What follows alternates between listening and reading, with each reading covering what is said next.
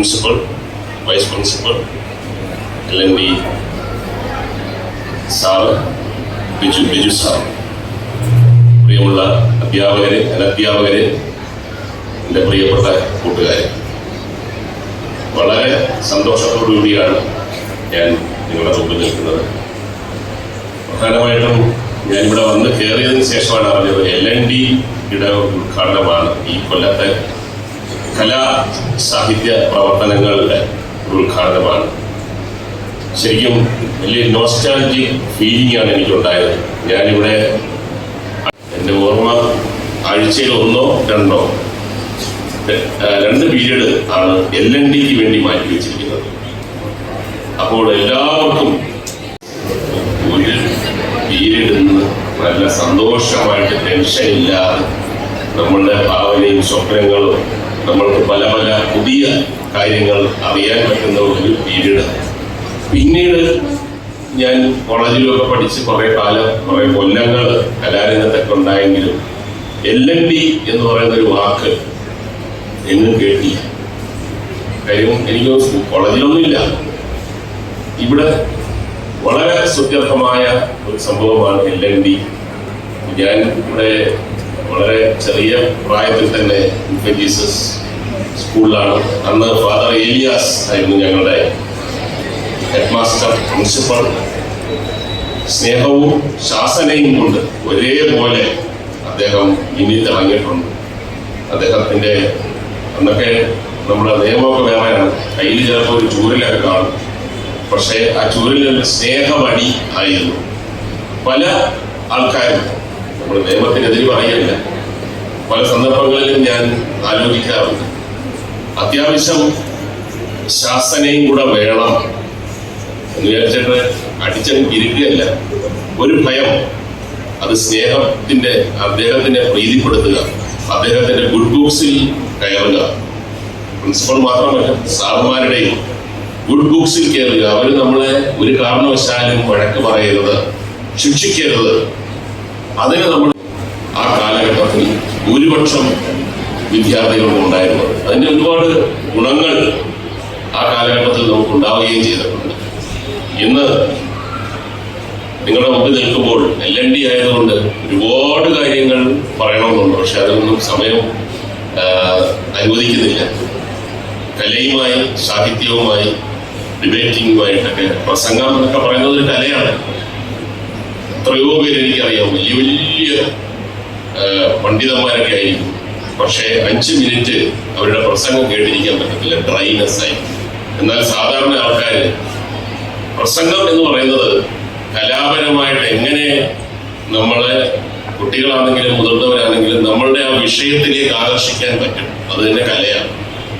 അഭിനയമാണെങ്കിലും പാട്ടാണെങ്കിലും നൃത്തമാണെങ്കിലും മനോഹരമായ രണ്ട് ഗ്രൂപ്പിന്റെ നൃത്തമാണ് നമ്മൾ കണ്ടത്. അപ്പൊ അതൊക്കെ ഒരു ഭയങ്കര സ്പിരിറ്റാണ്. ഞാൻ വിശ്വസിക്കുന്നത് സാധാരണഗതിയിൽ ഒരു ഗ്രൂപ്പേ കാണത്തുള്ളൂ. ഇത്രയേറെ കുട്ടികൾ നൃത്തം ചെയ്യണമെന്നുള്ള ആഗ്രഹത്തിൽ നിൽക്കുമ്പോൾ അത് 2 ഗ്രൂപ്പായി മാറാനും സാധ്യതയുണ്ട്. അപ്പൊ അതൊക്കെ തന്നെ ഒരു ഭയങ്കര സ്പിരിറ്റാണ്. കല എന്ന് പറഞ്ഞു കഴിഞ്ഞാൽ ഭയങ്കര സ്പിരിറ്റാണ്. ഒരു കാലഘട്ടം മുഴുവൻ, അല്ലെങ്കിൽ ഒരു ജീവിതം മുഴുവൻ. ഞാൻ സ്കൂളിൽ പഠിക്കുമ്പോൾ മാത്രമാണ് കലാപരിപാടികളൊന്നും സജീവമല്ലായിരുന്നത്. കോളേജ് തൊട്ട് എന്ന് പറഞ്ഞാൽ നിങ്ങളുടെ പ്രായത്തിൽ തന്നെയാണ്. അന്ന് +1 +2 ഇല്ല, പ്രീ ഡിഗ്രിയാണ്. പ്രീ ഡിഗ്രി ആയി കഴിഞ്ഞാൽ കോളേജ് കുമാരനായി കഴിയും.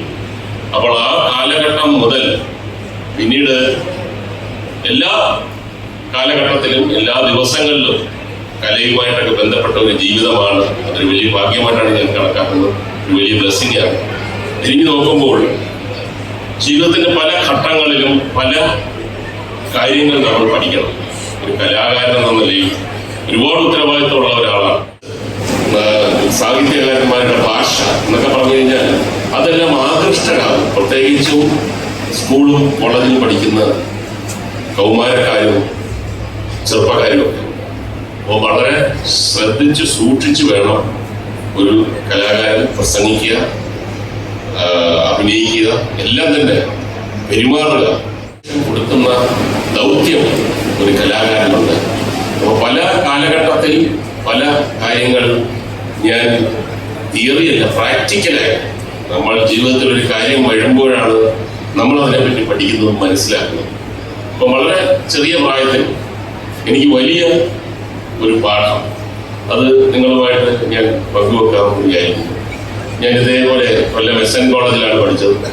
അന്ന് TV ഒന്നുമില്ല, ആ വകുപ്പേ അറിഞ്ഞൂടാ. അപ്പോൾ നമ്മുടെ എല്ലാ കമ്മ്യൂണിക്കേഷൻ എന്ന് പറഞ്ഞു കഴിഞ്ഞാൽ പത്രമാണ്. പത്രം വളരെ സജീവമായിട്ടുണ്ട്. പിന്നെ റേഡിയോ ഈ തരത്തിലുള്ള കാര്യങ്ങളൊന്നും നമുക്ക് കേട്ടിട്ട് കാര്യമില്ല, പാട്ടും വാർത്തയൊക്കെ എത്രയോ. അപ്പോൾ രാവിലെ എഴുന്നേറ്റ് പത്രം നമ്മൾ നോക്കുന്നത്, ഞാൻ പ്രീഡിഗ്രിക്ക് പഠിച്ചുകൊണ്ടിരുന്നപ്പോൾ രാവിലെ അപ്പോൾ ആൾക്കാരെ ഉപയോഗിക്കും ഇന്നത്തെ പൊളിറ്റിക്സ് എന്താണെന്ന് അറിയാൻ, അതല്ലെങ്കിൽ സംഭവ വികാസങ്ങൾ എന്താണെന്ന്, കണ്ടുപിടുത്തങ്ങൾ എന്താണെന്ന് അറിയാനാണ് പത്രം ഇത്ര ഉഷാറായിട്ട് നോക്കുന്നത്. അതൊന്നുമല്ല. എവിടെയെങ്കിലും ഒരു മത്സരമുണ്ടോ, ഒരു നാടക മത്സരമുണ്ടോ, ഒരു മിമിക്രി മത്സരമുണ്ടോ, കലാമത്സരമുണ്ടോ, അവിടെ ഈ കൊല്ലം പരിസരത്ത് എവിടെയെങ്കിലും ഉണ്ടെങ്കിൽ ചെറിയ ഒരു വാർത്തയായിട്ട് വരും. അത് കണ്ടിട്ട് അവിടെ പോയി അതിനകത്ത് പങ്കെടുക്കുവാൻ വേറെ വേദികളൊന്നുമില്ല. സ്കൂളിൽ തന്നെ അല്ലെങ്കിൽ കോളേജിൽ തന്നെയൊക്കെ നമ്മൾ ഇങ്ങനെ കുറച്ച് ആൾക്കാർക്ക് മാത്രമേ, ഭാഗ്യമുള്ളവർക്ക് മാത്രമൊക്കെ സ്റ്റേജിൽ കയറി പെർഫോം ചെയ്യാനൊക്കെ പറ്റത്തുള്ളൂ. ബാക്കിയുള്ളവരെല്ലാം ഇതേപോലെ ക്ലബ്ബുകൾ, നാടക ക്ലബ്ബുകൾ, അങ്ങനെ അതിനകത്ത് മെമ്പറായൊക്കെ പോകുന്ന ഒരു കാലഘട്ടം. ഒരു ദിവസം ഞാൻ പത്രം നോക്കിയപ്പോൾ അന്ന് കേരള യൂണിവേഴ്സിറ്റി യൂണിയൻ ഒരു നാടക ക്യാമ്പ് തിരുവനന്തപുരത്ത് 10 ദിവസം നീണ്ടു നിൽക്കുന്ന ഒരു നാടക ക്യാമ്പ് നടക്കുന്നു. ഈ കോളേജിൽ പഠിക്കുന്ന അദ്ദേഹത്തിന്റെ തുടക്കമാണ്. അദ്ദേഹമാണ് ക്ഷണിച്ചിരിക്കുന്നത്. അന്ന് MG യൂണിവേഴ്സിറ്റി ഇല്ല, കേരള യൂണിവേഴ്സിറ്റിയാണ്. തിരുവനന്തപുരം, കൊല്ലം, ആലപ്പുഴ, എറണാകുളം, കോട്ടയം, ഇടുക്കി ഇതെല്ലാം കൂടെ ചേർന്ന് കേരള യൂണിവേഴ്സിറ്റിയാണ്. പിന്നാണ് MG യൂണിവേഴ്സിറ്റി. അപ്പൊ ഇത്രയും ആയിരക്കണക്കിന്, 10,000-കണക്കിന് കുട്ടികളുടെ കൂട്ടത്തിൽ ഒരു അപേക്ഷ അയച്ചു കഴിഞ്ഞാൽ നമുക്കൊന്നും കിട്ടുമെന്ന് ഒരു പ്രതീക്ഷയും. പക്ഷേ ഭയങ്കരമായ ആഗ്രഹം. ആ 10 ദിവസം തിരുവനന്തപുരത്ത് ഏറ്റവും പ്രഗത്ഭന്മാരായിട്ടുള്ളത് മലയാള നാടകവേദിയുടെ തലതൊട്ടപ്പൻ അല്ലെങ്കിൽ ഭീഷ്മാചാര്യൻ എന്ന് പറയുന്നത് G. ശങ്കരപ്പിള്ള സാർ. അദ്ദേഹത്തിന്റെ നാടകങ്ങളൊക്കെ വളരെ വളരെ പ്രശസ്തമായ നാടകങ്ങളാണ്. അദ്ദേഹമാണ് അതിന്റെ ഡയറക്ടർ.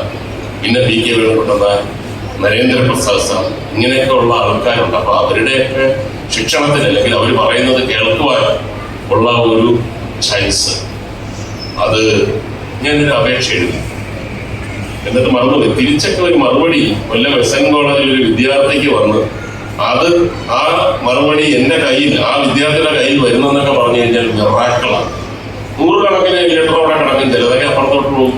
ആരും അങ്ങനെ അന്വേഷിച്ച് കണ്ടെത്തിയതാ ഇയാൾക്ക് ഒരു ലെറ്റർ ഉണ്ടെന്ന് പറയത്തില്ല. ഇതൊക്കെ നമ്മുടെ ഒരു ഭാഗ്യത്തിന്റെ കൂടെ ഒരു ഡിറ്റർമിനേഷൻ, ആഗ്രഹം, അമിതമായ നമ്മൾ അങ്ങനെ ആഗ്രഹിക്കുകയാണ്. എനിക്ക് കിട്ടും, എനിക്കൊരു ആപ്ലിക്കേഷൻ, എൻ്റെ ആപ്ലിക്കേഷന് ഒരു മറുപടി കിട്ടും എന്ന് പറഞ്ഞിട്ട് ഞാൻ എല്ലാ ദിവസങ്ങളും ഓഫീസിൽ പോയിട്ട് ലെറ്റേഴ്സൊക്കെ ഇങ്ങനെ വരുന്നു എന്നൊക്കെ പറയുമ്പോഴത്തേക്ക് അവിടുത്തെ ഡഫേർദാർ എന്ന് പറഞ്ഞ ആളാണ് ഈ ലെറ്റേഴ്സൊക്കെ സോർട്ട് ചെയ്യുന്നത്. സാറുമാർക്കൊക്കെ ഉള്ളതാണെങ്കിൽ കൊടുക്കും. അപ്പൊ അദ്ദേഹം എൻ്റെ അടുത്ത് ചോദിച്ചു, നിനക്കൊക്കെ ആരാണ് എഴുത്തരുത്, നിനക്ക് ആരാണ് എഴുത്തരുത്? ഞാൻ പറയാൻ വേറെ എഴുത്ത് വരാൻ സാധ്യത ഉണ്ടല്ലോ. ഒരു ദിവസം ഒരു എഴുത്ത് എനിക്ക് വരിക, എന്നെ 20 പേരാണ് 10 ദിവസം നീണ്ടു നിൽക്കുന്ന ക്യാമ്പിൽ ഈ കേരള യൂണിവേഴ്സിറ്റിയിൽ നിന്നും 20 പേരിൽ ഒരാൾ എന്നെ തിരഞ്ഞെടുത്തിരിക്കുന്നു. എനിക്ക് പിന്നെയും വായിക്കാം. കാര്യം അത് നമ്മുടെ ഒരു ഭയങ്കരമായ ആഗ്രഹം.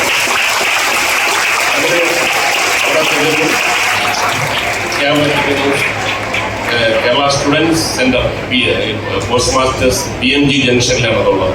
അവിടെയാണ് താമസവും. അപ്പൊ നമ്മൾ എല്ലാവരും പരിചയപ്പെടുന്നു.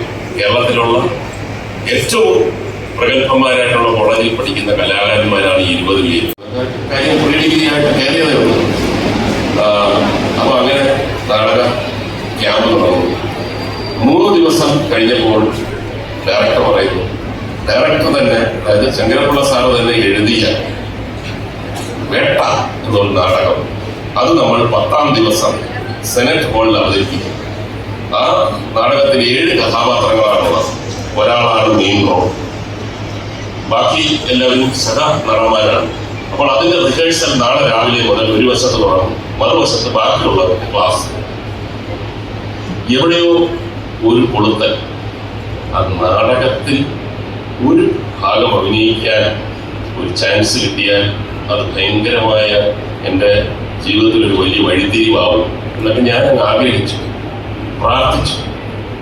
അങ്ങനെ ലിസ്റ്റ് വായിച്ചപ്പോൾ പ്രധാന ഹീറോ റോള് തന്നെ എനിക്ക് വന്നു.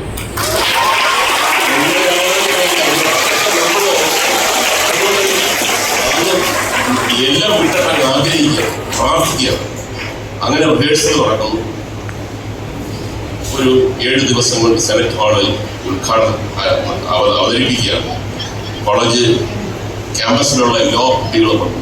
അപ്പോൾ അത് തന്നെ എല്ലാവർക്കും അത്ഭുതമായി. കാര്യം കോളേജ് സ്റ്റുഡൻസ് മാത്രം അഭിനയിക്കുന്ന ഒരു വേട്ട എന്ന് പറഞ്ഞൊരു നാടകം, അത് കാണാൻ വേണ്ടി സെനറ്റ് ഹാള് നിറഞ്ഞു കവിഞ്ഞു. എല്ലാം വിദ്യാർത്ഥിനികളാണ്. അപ്പൊ അതൊക്കെ കണ്ടപ്പോഴത്തേക്ക് എനിക്ക് ഭയങ്കര സന്തോഷമായി. നാടകം അതിഗംഭീരമായിരുന്നു. എല്ലാവരും കൈയടിച്ചു. അപ്പോൾ സാർ തന്നെ പറഞ്ഞു, വിദ്യാർത്ഥികളുടെ ഒരു നാടകം പോവാനാണ് ഇവരെല്ലാം വന്നത്, പക്ഷെ കൈയടിക്കുക എന്ന് പറഞ്ഞാൽ കളിച്ച കാര്യമില്ല. ദാറ്റ് മീൻസ് നിങ്ങൾ നല്ലപോലെ പെർഫോം ചെയ്തു. അങ്ങനെ അപ്രിസിയേഷനൊക്കെ കഴിഞ്ഞ് ഞാൻ അങ്ങോട്ട് മാറി നിൽക്കുകയാണ്. ഒരു ജുബയാണ് ഞാൻ ധരിക്കുന്നത്. മാറി ഇങ്ങനെ നിൽക്കുകയാണ്. അത് ഭയങ്കര നമ്മളൊരു മൂമെന്റാണ്. ഒരു കഴിഞ്ഞ അധ്വാനത്തിന്റെ ഒരു ഫലം നമുക്ക് ലഭിച്ചു, അപ്രിസിയേഷൻ ലഭിച്ചു.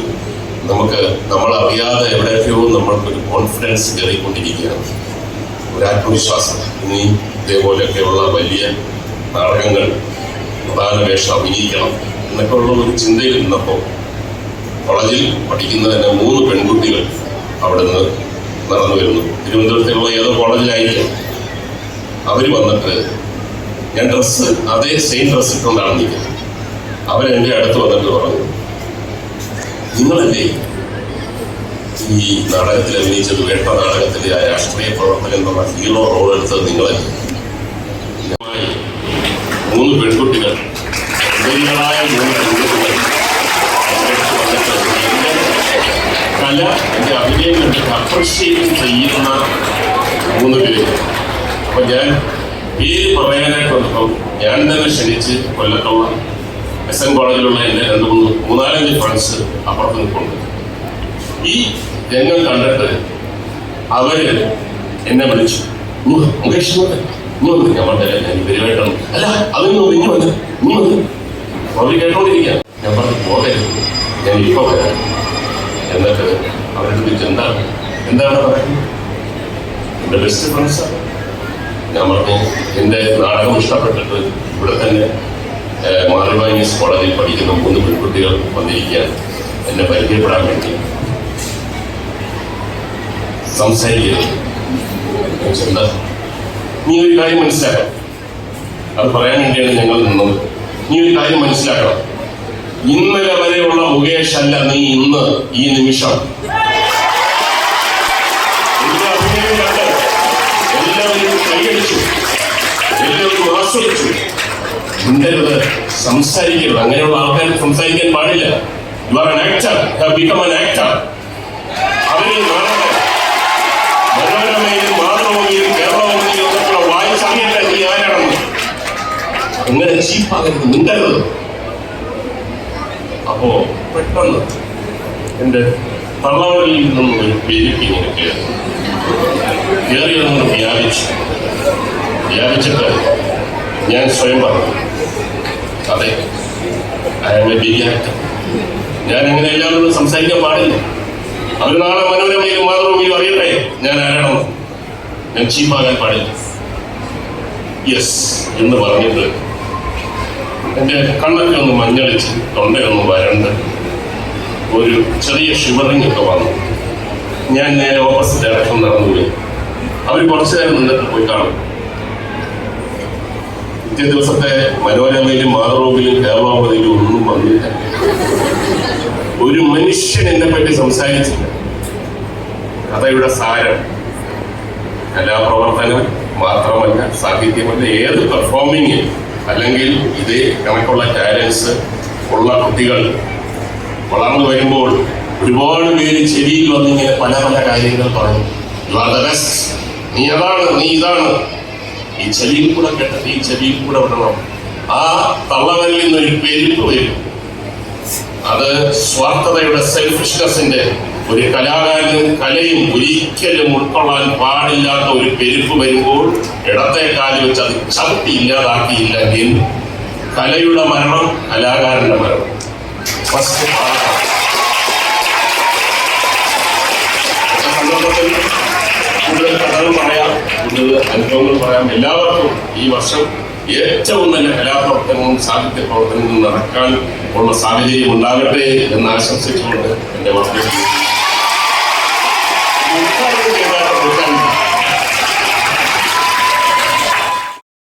Welcome to our happy place. See the smiles on every face. Best school, great school, full of